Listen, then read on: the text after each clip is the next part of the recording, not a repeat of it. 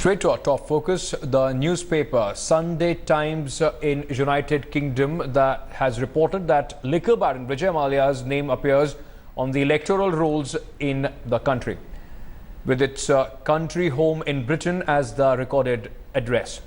According to the Sunday Times, Mallya confirmed to the United Kingdom newspaper that his official address in UK is at Lady Walk, adding he had supplied this information to the Indian authorities.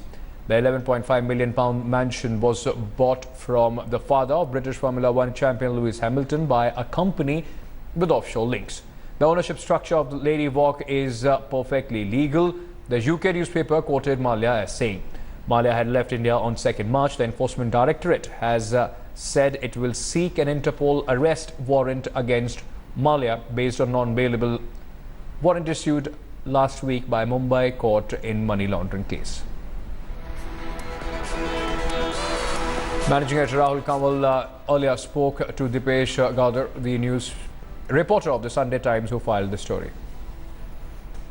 Have there been any sightings of Vijay Mallya at social do's in the United Kingdom? He's a very social person, used to attending high-profile parties, several of them connected with the Formula One. What's his presence in the United Kingdom been like since the time he ran away from India? I think, to be honest, he's been fairly low-key. It's interesting that you mentioned the Lalit Modi story, because I kind of sense a bit of a deja vu scenario here, because you, for the second time, you have someone who's mired in various allegations in India, who kind of ends up coming to London and ends up living in quite nice properties here. What I would say is that when I went to visit the Hertfordshire mansion, clearly neighbours had seen him around from time to time. I think he probably uses it more as a country retreat on the weekend. I saw more sort of signs of activity in life when I went to his residence that he uses in the overlooks Regent's Park in central London. Indeed, there was an Audi TT parked outside with the Force India logo across it. When I knocked on the door and asked to speak to Dr. Mallya, the sort of security guard went inside to check, first of all, came out, and then promptly escorted me off the premises. That's interesting. Now, I know you said that you're not an immigration lawyer, but you've been reporting in the United Kingdom for many years now. Do you have some sense of what his current status is? If his name appears on the British electoral rolls, does that mean he could potentially be a British national by now? How is it even possible? Hello? Diplomatic Indian passport. Yeah, I mean, look, my understanding is that there are several stages to getting a British passport if you're a national of another country. I think it starts off with, living here for a certain amount of time and getting residency, and then I think you have to sort of put in a few more years before you can actually claim citizenship. If he is saying that he has been a resident of the UK since 1992, then clearly quite a lot of time has elapsed, and it is quite possible that he might have acquired citizenship. That's the $64,000 question, I guess. If he appears on the electoral roll... Just to clarify this to our viewers, Dipesh, unlike India, where you can only be a citizen of one country at one time, in the United Kingdom, dual citizenship is allowed. So you're saying it's perfectly possible that Dr. Mallya could have been an Indian passport holder and have had a British passport at the same time. That's not allowed as per Indian law. Is that allowed as per British law, Dipesh? I think people can be dual British nationals, yeah. I mean, there are people, who are originally of Pakistani origin who still have their Pakistani passport. A friend of mine who's recently became a British citizen, he's actually from Australia, and I believe he still holds Australian nationality. So that is actually allowed over here. I know the rules are very different over there. Okay, so what happens next, Dipesh? Now that you've established that he's a member of the electoral rolls, what happens next? Using your experience, could you give our viewers a sense of what Vijay Mallya's options are? His passport stands revoked. You've just uncovered another criminal activity, because he cannot have two passports. If he has an Indian diplomatic passport, that's it. He cannot have another passport simultaneously. So what happens next in your view? Can this man continue to stay in the United Kingdom now that you're saying he actually has he's actually in the electoral rolls there? Just to clarify, so not getting beyond ourselves, I'm not saying that he definitely has a UK passport. He is saying that he's got British residency, and he is on the electoral roll, so he's registered to vote in various elections in the UK. There's still a process that is required to become a British passport holder. What we need to now find out is whether he's managed to proceed with that and has acquired such a document. And if he has, then clearly more questions are going to be asked, and the whole process of getting him back to India is going to be complicated, no doubt.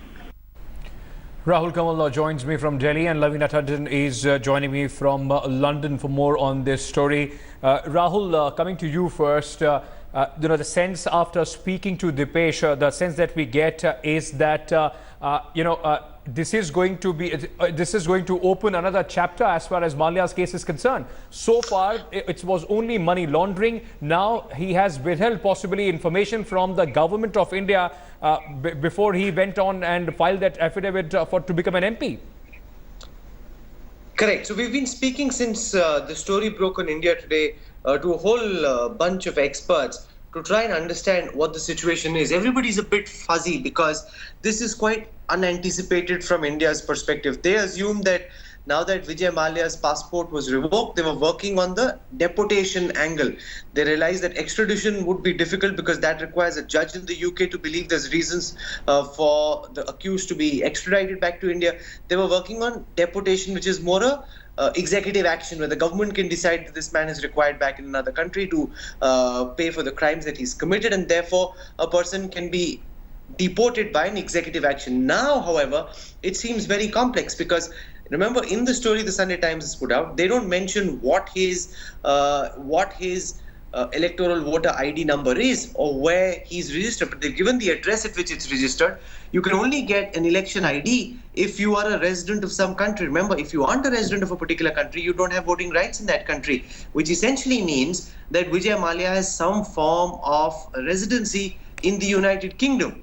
Now, that doesn't necessarily mean, as Dipesh was clarifying again and again, that he has a passport of another country. But remember, we know this very well, that whether it's a Honolulu, whether it's a Bahamas, there are several countries of the world where the rich and the famous, those who are accused of various kinds of malfeasance, just pay a certain amount of money. It doesn't cost them very much.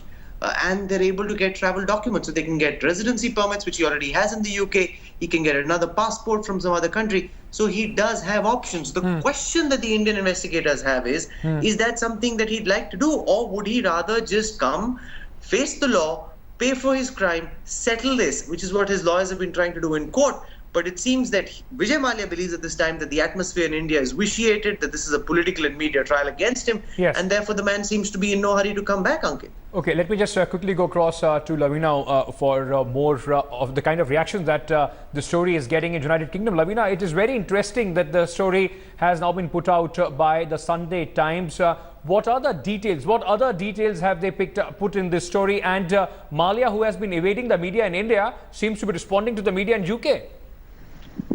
Yes, exactly. He has done that before and he's done that again. So let me just clarify a few bits from the story, which is we have spoken to Dipesh, and I will just take this pointer one step further, that he has confirmed that he's a resident of United Kingdom since 1992. That gives him electoral rights. Electoral rights in UK can be given to anyone who even has a student visa and has resided here for more than 1 year because we are all part of the Commonwealth. Number one. Number two, he has also officially said that this comes from his residency in Hertfordshire, where we had gone for the first time, and that's where in the UK that's his official address. As far as this residency is concerned of Hertfordshire, this is under the name, this is an LLP, limited liability partnership with member companies, and these companies, one of them has been registered in Caribbean islands, and the loan amount that was taken, this was bought last July, and it was the loan that was applied for this particular house in Lady Walk in Tuban in Hertfordshire was through Rothschild Bank and through an investment company called Lady Walk, which is also in Tax Haven, registered in British Virgin Islands. So there's a lot of tax loophole which everyone employs, which is a legal loophole, which is why I think Mallya All right. insists that everything is legal. I want to just add one point very quickly. The option for Mallya is very straightforward actually. Now that his passport has been revoked and Okay. there is a non-bailable warrant, on the basis of his residency, which he already has since 1992, if he resides here for another 5 years, he is going to get Right. a British citizenship.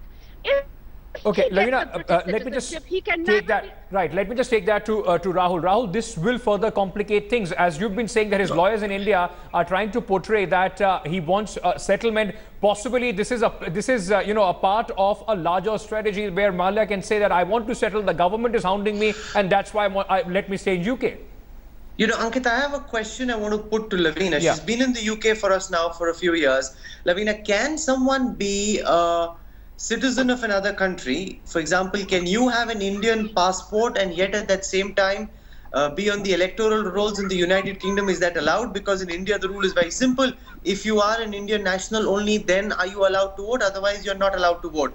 In India, for example, if you give up your Indian passport, you can become an overseas citizen of India, you can become a PIO, but you can't have an Indian passport and another passport simultaneously, at least legally. We see that in the movies, that's with detectives and spies, you can't do this legally.